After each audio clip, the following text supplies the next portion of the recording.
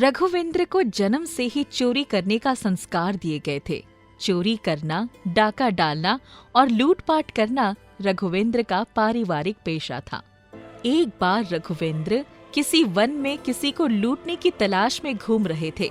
उसने देखा कि किसी वृक्ष के नीचे कोई संत अश्रु प्रवाहित करते हुए भगवान के ध्यान में मग्न बैठे हैं।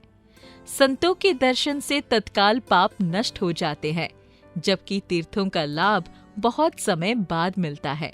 इस दृश्य से प्रभावित होकर रघुवेंद्र संत के पास गए और उनके हृदय में असीम आनंद उमड़ा।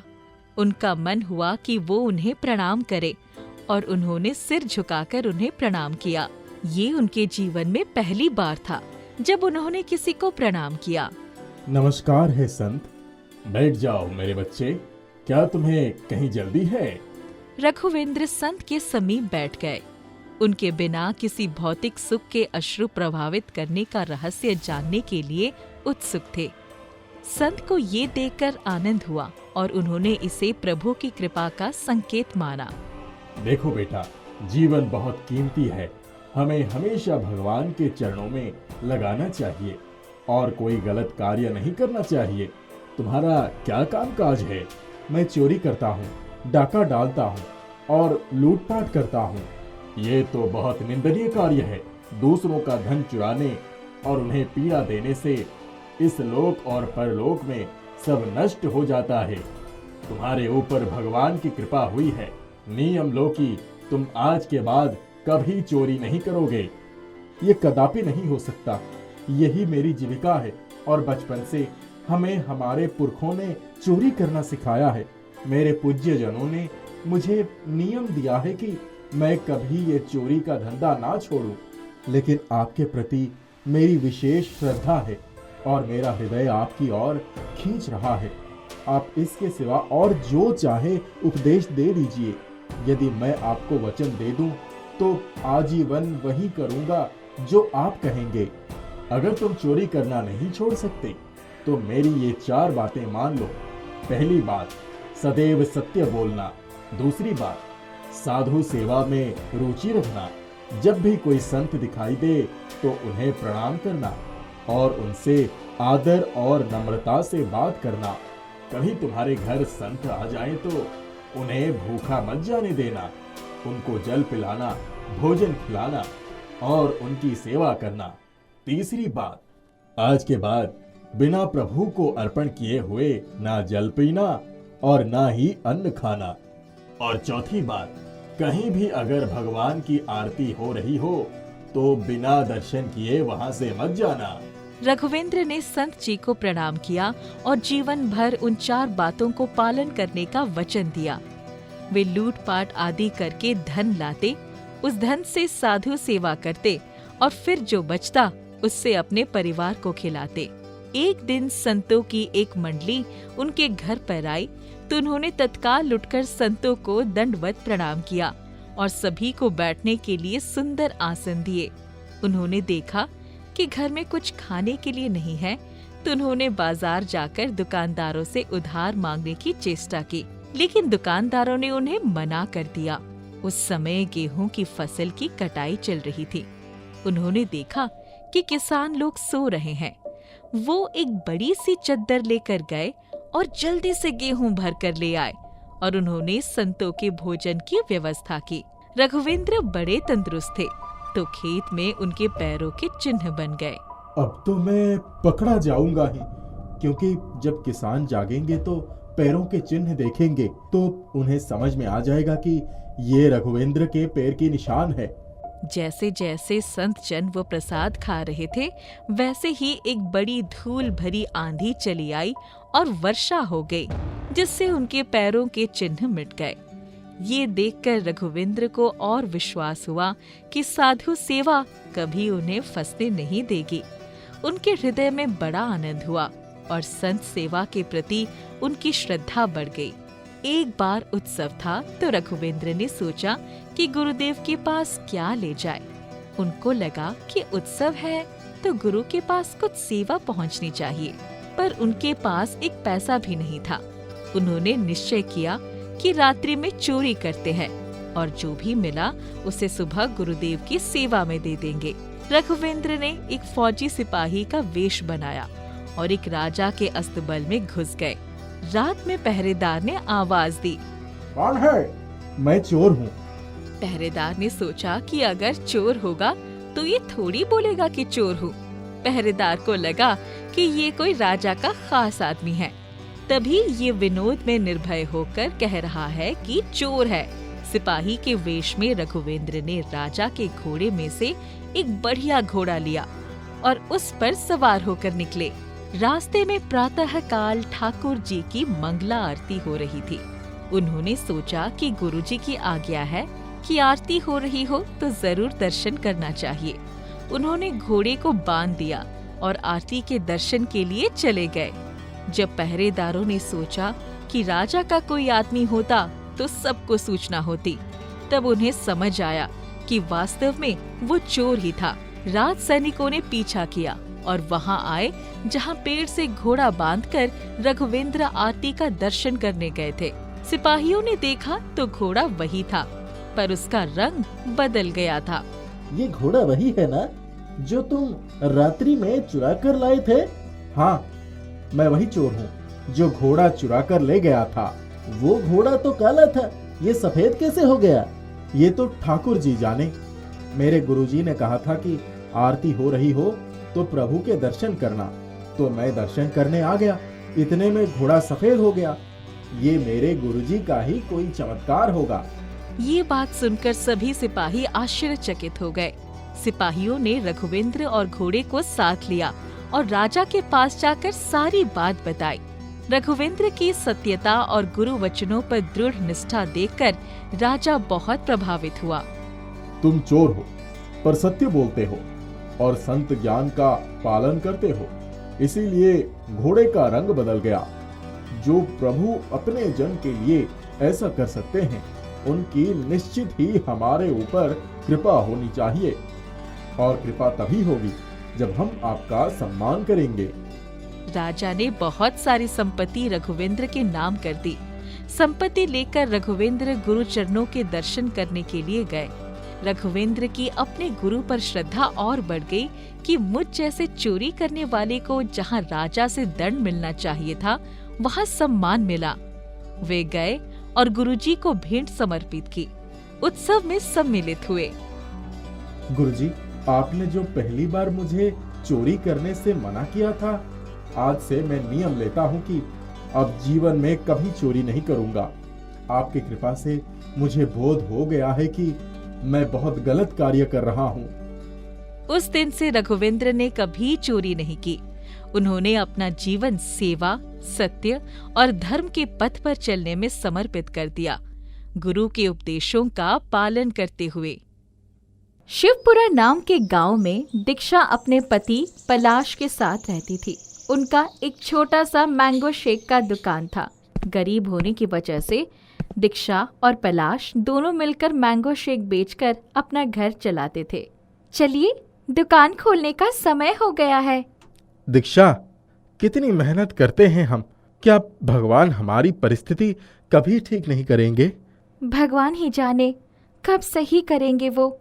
और वैसे भी सही तो तब होगा ना जब हमारे दुकान पर लोग मैंगो शेक पीने आएंगे। सभी ग्राहक कोमल की दुकान पर जाते हैं, पता नहीं उसके मैंगो शेक में ऐसा क्या जादू है। मुश्किल से 1-2 ग्राहक ही दीक्षा की दुकान पर आते थे, क्योंकि सारे ग्राहक दीक्षा की दुकान के सामने बने कोमल की दुकान पर ही चले जाते थे। पर फिर भी दोनों अपना घर चलाने के लिए दुकान को पूरा मन से खोलते हैं, इस उम्मीद में कि आज ग्राहक अच्छी हो जाएगी। यहाँ वहाँ मत जाओ, मैंगो शेक पियो और तरोताजा हो जाओ। अरे दीक्षा भाभी, एक ग्लास मैंगो शेक पिलाओ तो। जब तक आपके हाथ का मैंगो शेक गले से नहीं उतरता, शरीर को चैन नहीं आता। एक तू ही तो है राजू, जो रोज आता है मैंगो शेक पीने। दीक्षा राजू को मैंगो शेक दे ही रही थी कि तब एक अचानक एक साथ बहुत सारे ग्राहक उसकी दुकान के आगे लाइन लगाकर खड़े हो जाते हैं। हे प्रभु, आज तो अच्छी खासी शुरुआत हुई है। बड़े दिनों के बाद लगता है हमारे दिन पलटने वाले हैं। और ऐसा हुआ भी। दीक्षा की दुकान चल पड़ी। कई सालों की मेहनत अब रंग लाती दिख रही थी। यहाँ के मैंगो शेक वाला स्वाद तो कहीं नहीं है। कल ही पहली बार पिया है और मैंगो शेक पीकर मजा ही आ गया। कोमल अपनी दुकान के ग्राहकों को दीक्षा की दुकान में जाता देख मन ही मन जलने लगी। तभी कोमल मन में कहती है, बड़ी तेज बन रही है, अभी इसके होश ठिकाने लगाती हूँ। कोमल छुपकर दीक्षा की दुकान पर जाती है और उसके मैंगो शेक में नमक मिला देती है। उसके कुछ ही देर बाद एक आदमी मैंगो शेक का ग्लास फेंकते हुए कहता है, अरे ये क्या है? पैसे लेकर उल्लू बनाते हो? क्या घटिया मैंगो शेक है, गलती कर दी यहाँ आकर। उसे ऐसा कहता देख वहां बैठ सभी कस्टमर भी चले जाते हैं। सभी कस्टमर को जाता देख कोमल खुशी से ही मुस्कुराने लगी। बड़े खुश थे तुम लोग, क्यों? कैसा लगा?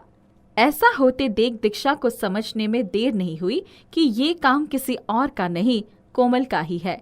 वो भागते हुए कोमल के पास जाती है। क्यों कर रही हो तुम ऐसा? हमने क्या बिगाड़ा है तुम्हारा? मुझे पता है तुमने ही मैंगो शेक में नमक मिलाया है। हाँ, अब मेरे सामने कोई आगे बढ़े ये मैं कैसे देख सकती थी? और हाँ, प्यार से समझा रही हूँ, कल से दुकान खोलने की गलती भी मत करना, समझी? तुम इसकी बातें मत सुनो दीक्षा, तुम्हें इससे डरने की कोई जरूरत नहीं है।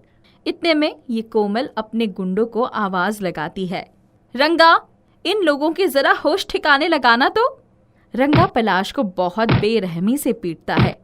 क्यों मार रहे हो मेरे पति को? क्या बिगाड़ा है हमने तुम्हारा? अभी तो कुछ किया ही नहीं है, कल अगर दुकान खोलते देख लिया तो और भी हालत खराब कर दूंगी।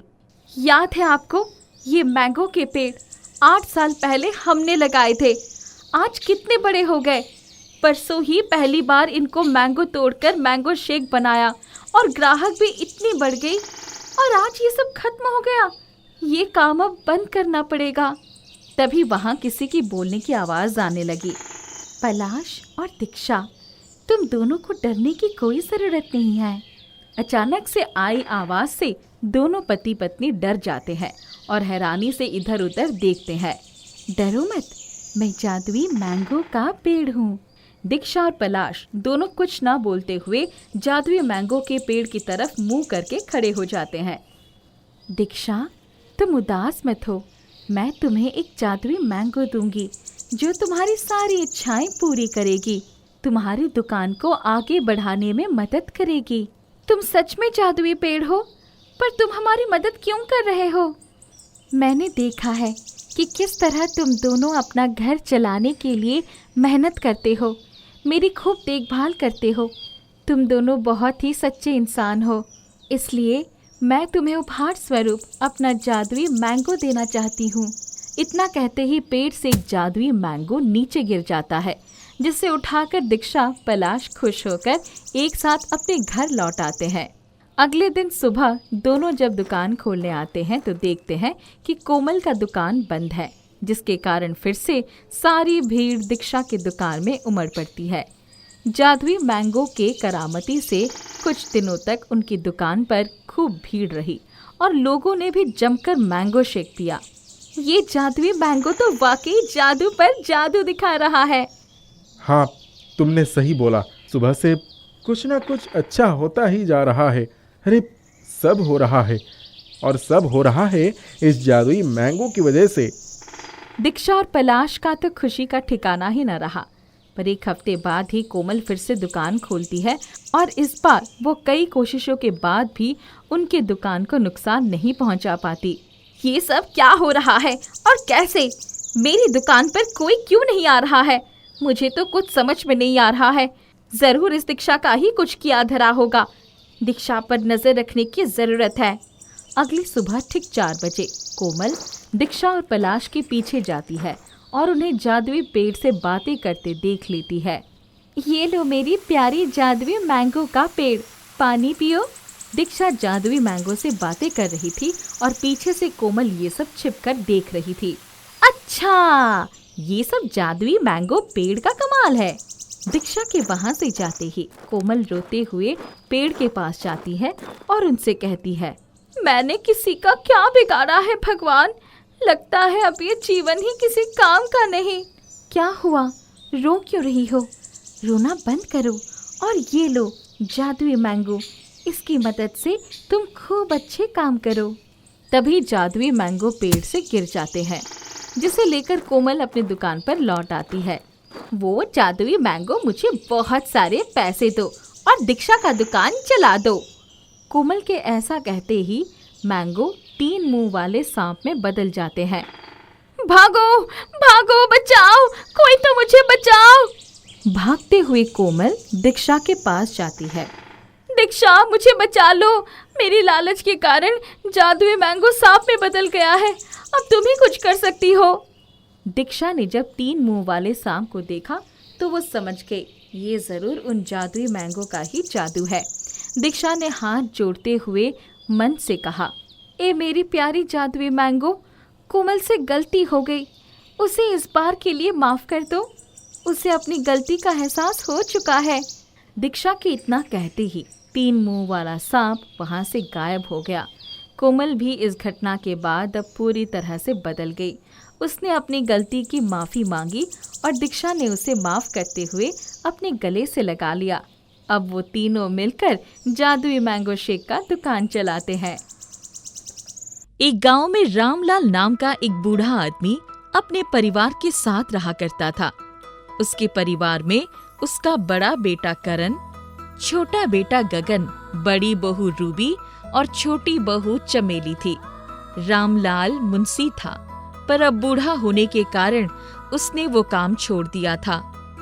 ये ससुर जी, क्या आप काम वाम छोड़कर घर पे ही बैठे रहेंगे? तो तुम्हारा क्या इरादा है? अब इनको बिठा के खिलाओगे? अरे रूबी दीदी, यही बात मैं इनसे कह रही थी, ऐसे तो नहीं चलेगा। पर अब हम क्या करें? वो वापस काम पर नहीं जाएंगे। करना क्या है, उनसे साफ बोल दो कि या तो घर में पैसे लेकर आए या नहीं तो अपना इंतजाम कहीं और कर ले। वैसे बात तो तुम लोग सही कह रही हो, हम लोग इतना थोड़ी कमाते हैं कि एक इंसान का खर्चा उठा सके। करण और गगन रूबी और चमेली की हाँ में हाँ मिलाते हैं और रामलाल से जाकर कहते हैं, पिताजी देखिए, आप जानते हैं कि हम लोग ज्यादा तो कमाते नहीं हैं। आप जब तक कमा रहे थे तब तक तो घर का सही हिसाब चल रहा था, पर अब तो हम आपको नहीं खिला पाएंगे। तो या तो आप अपना कमाई का कोई जरिया बना लीजिए, नहीं तो यहाँ से चले जाइए। तुम लोगों को ये कहते हुए जरा भी शर्म नहीं आ रही है? शर्म किस बात की आएगी भला, सही तो कह रहे हैं। पर मैं जाऊंगा कहाँ? अरे हमें क्या पता। करण और गगन तो थोड़ा झिझक रहे होते हैं, पर रूबी और चमेली रामलाल को धक्के मारकर घर से निकाल देती है। वो उसके पैसे भी रख लेती है और यहाँ तक कि वो जिस छड़ी के सहारे चला करता था वो भी अपने पास रख लेती है, क्योंकि उसका हत्था चांदी का था। उन लोगों ने स्वार्थ और लालच की हद पार कर दी थी। ये लो, ये चावल रख लो, खा लेना, वैसे भी मैं ये कुत्तों को ही डालने जा रही थी। हे भगवान, मैंने हमेशा अच्छे कर्म किए, फिर मेरे साथ ये सब क्यों हो रहा है? अब मेरे पास जीने की कोई वजह नहीं है, मुझे मर ही जाना चाहिए। रामलाल लंगड़ाता हुआ एक पुल पर पहुंचता है। वो वहां से कूदने ही वाला होता है कि तभी एक बिल्ली को देखकर रुक जाता है।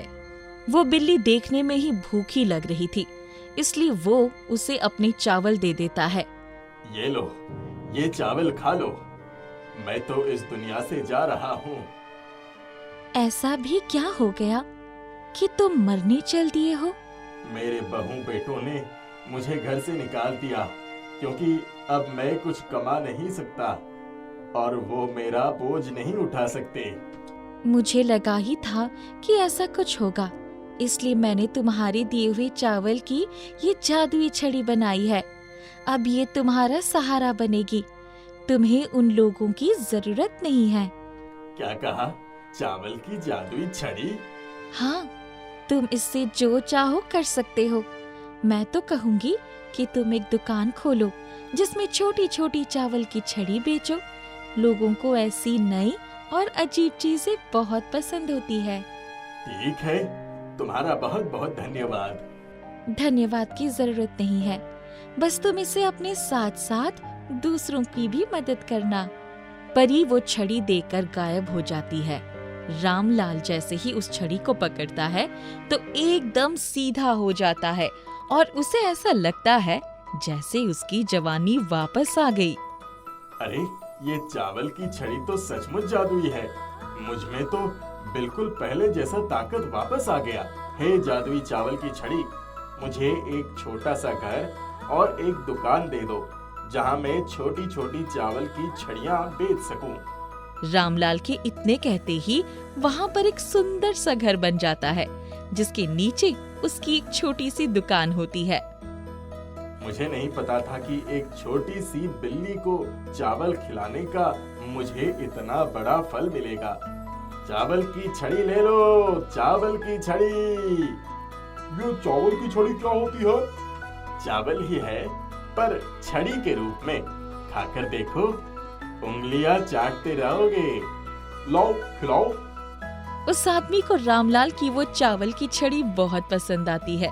उसकी खुशबू से दूर दूर से लोग हमारे दिल में सचमुच आपके लिए प्यार उमड़ आया। नहीं नहीं, हमें तो ये जादुई चावल की छड़ी चाहिए थी। अब आप वापस जा सकते हैं। चलिए निकलिए यहाँ से। बड़े आए जादुई छड़ी वाले। रामलाल वहाँ से जाने ही वाला होता है, तभी वो छड़ी रूबी के हाथ से छूटती है और 4 हिस्सों में बंट जाती है और उन चारों को बुरी तरह से मारने लगती है। वो चारों बहुत चिल्लाते हैं पर छड़ी उन पर कोई रहम नहीं करती। हमें छोड़ दो हमें। अरे बचाओ बचाओ। रुक जाओ जादुई चावल की छड़ी, तुम लोग अगर मुझसे प्यार से ये छड़ी मांगते तो मैं वैसे भी तुम लोगों को दे देता। मेरा इस दुनिया में है ही कौन। लेकिन तुम लोग कभी नहीं सुधरोगे। अब मैं हमेशा के लिए जा रहा हूँ। ये बोलकर रामलाल वहाँ से छड़ी लेकर चला जाता है और लोगों की मदद करते हुए अपनी जिंदगी गुजार देता है।